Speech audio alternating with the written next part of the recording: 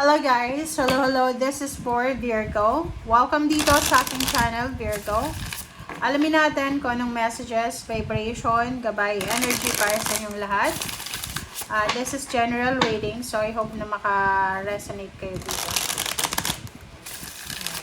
So, this is for Virgo. Okay, Virgo. Tingnan natin. First card mo, Virgo, is the Wheel of Fortune. Next is the Standing Stone. Wow. Okay, next is the Knight of Swords. Zero Green Man. Wow. Knight of Cups. Six of Swords. Okay. Sa ilalim mo dito is Hornman. Hornman and Four of Swords and Three of Pentacles. Wait lang. Sa ilalim mo, 8 of Wands. Sabi ng baraha sa'yo dito, okay? May sinasabi sa'yo, Virgo, ang baraha mo sa ilalim, na isang napakabilis na desisyon ang posibleng gagawin mo na pwedeng makatulong sa'yo para mabalanse mo yung pera mo.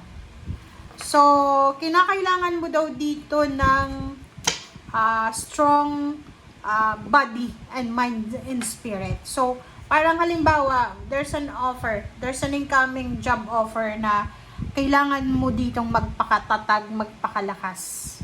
Tama ba yun, Tagalog ko? Dapat malakas ka. It's either yung trabaho na yan is babae ka, tapos yung trabahong niyo offer sa'yo is panlalaki. Pero, mataas yung sweldo. Okay? Mataas yung sweldo dito. Alright. Virgo. Eto ka. Nine of Swords. May ibang Virgo ngayon na nasa Nine of Swords ka. Ano ba yung Nine of Swords? Ang Nine of Swords, eto yung sitwasyon na hindi ka kontento. You are feeling sick. You are feeling wasted. Feeling abandoned. Feeling alone. Yung parang feeling mo mag-isa ka lang. Walang dumadamay sa'yo.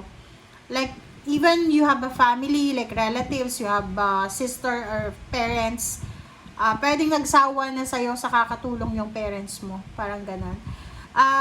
There's a Virgo here na nasa loob ka siguro ng kwarto, nasa loob ng boarding house, nasa loob ng apartment, ng condominium, or wherever you are. Sinasabi ng baraha na pwedeng hindi ka natutulog sa gabi dahil nag-i-emote ka, na umiiyak ka, and nalulungkot ka. But you know this emotion, yung emotion na to ng Virgo, normal to guys. Kasi normally yung mga Virgo, mahilig yan mag-analyze ang situation. Mag-send ka lang ng message dyan sa Virgo. Like for example, nag-send ka ng message sa kanila, chat. Tapos nagkamali ka ng nang sasabihin, syempre i-unsend mo. Mag-overthink na to, na Virgo na to. So parang ganon. So, nakikita ko sa'yo dito na medyo naguguluhan ka, nahihirapan ka na i-digest yung mga nangyayari sa buhay mo. Parang naguguluhan ka parang iniisip mo na, bakit ganon? Bakit nangyayari to sa akin? Parang ganon. Alright? And kung makikita mo dito, eto yung mga gusto mong mangyari sa buhay mo. Isa-isahin natin.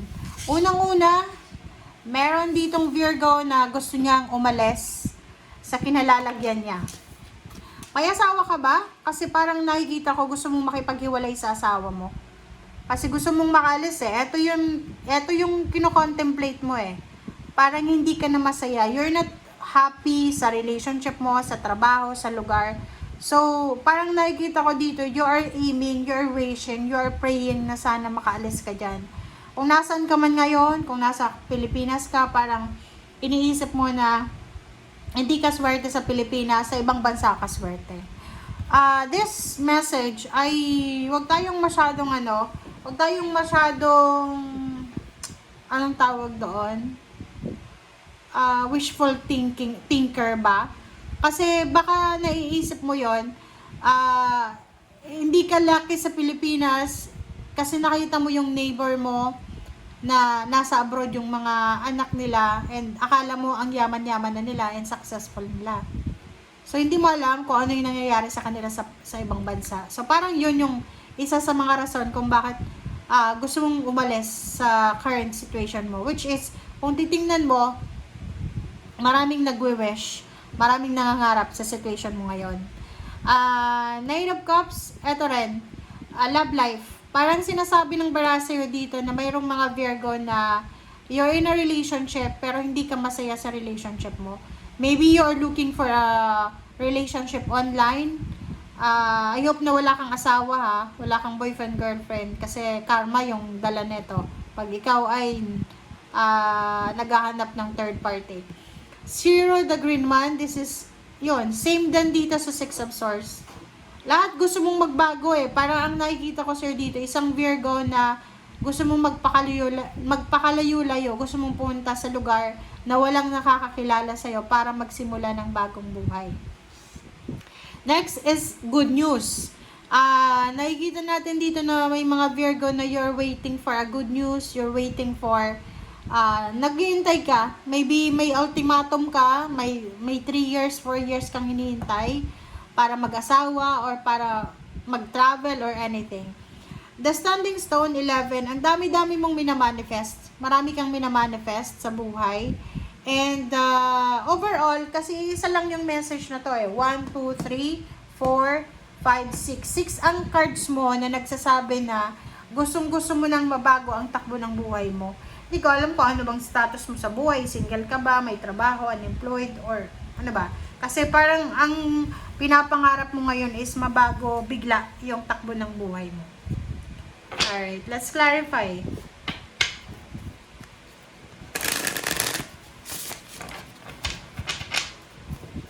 Okay, the Wheel of Fortune.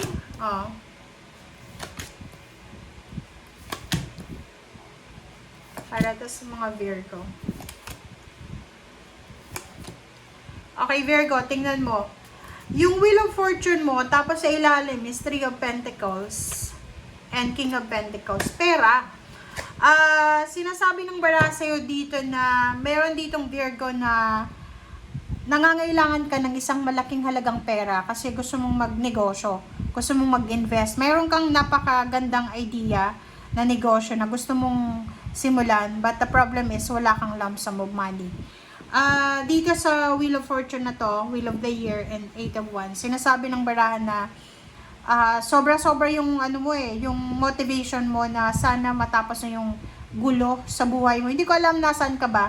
Are you located sa magulong bansa, sa Middle East, or nasaan ka ba? Kasi kung makikita mo dito, sobrang eager ka eh. You have eagerness na makaalis dyan sa lugar na yan and magbago yung parang umikot yung Wheel of Fortune. The Standing Stone and 2 of Pentacles, nakikita natin dito na isa sa manifestation mo is yung magkaroon ng balanse na financial na pamumuhay, yung financial freedom, financial balance.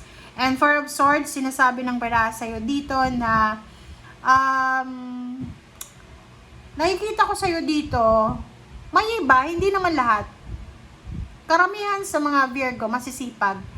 Pero may mga Virgo din na tamad. So, doon sa mga tamad na Virgo, huwag kayong masyadong mag-manifest ng manifest kung hindi nyo naman kayang gawa ng aksyon.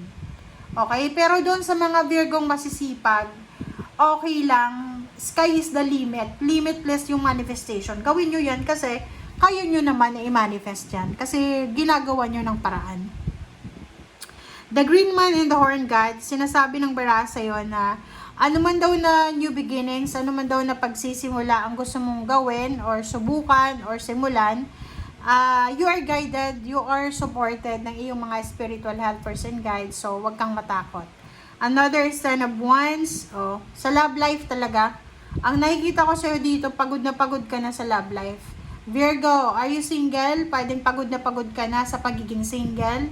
If you're married or in a relationship, may kalibin. Nakikita ko sa'yo dito, pagod na pagod ka na sa relationship mo.